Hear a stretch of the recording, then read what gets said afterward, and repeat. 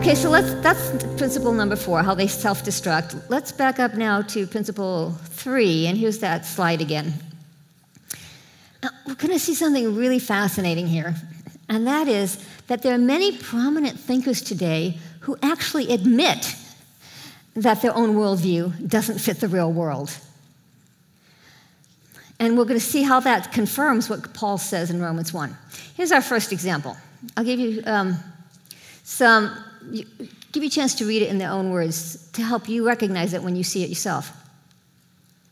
So Galen Strawson, a leading philosopher who says we are essentially machines, robots, he claims that the impossibility of free will can be proved with complete certainty.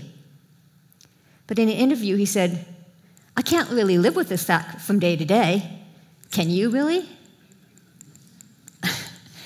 So what's his reductionism? Humans are just machines. Does it fit the real world? He himself admits that he can't really live with his own worldview.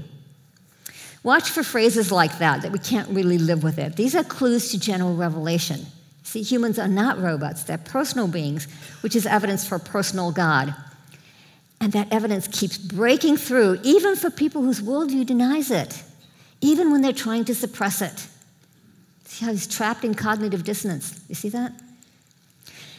And you notice that a lot of these, you'll see that a lot of the discussions today focus on free will. And that's the reason for that is it's at the heart of what makes us distinctively human. Think of all the things that are possible only if we have free will. Moral responsibility, right? Creativity, which means all the arts and literature. Love, right? Robots don't love. Even reason itself, if our minds are programmed to think a certain way, then it's not a rational decision. So free will has become sort of a stand-in today for all of these distinctively human traits. Watch how this works in another example. Marvin Minsky, MIT. By the way, and these are prominent thinkers. I just want you to know these are not,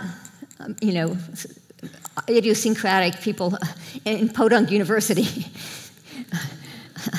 Marvin Minsky at MIT is best known for his punchy phrase that the human mind, that brain is nothing but a 3-pound computer made of meat. Now, computers have no free will, right? Mine doesn't. So the implication is that humans don't either. And yet, he says, we can't live with that implication. Watch his exact words. No matter that the physical world provides no room for freedom of will, that concept is essential to our models of the mental realm. We cannot ever give it up. Thus, we're virtually forced to maintain that belief, even though we know it's false. False, of course, according to his materialistic worldview. This is a severe case of suppression, right? Cognitive dissonance.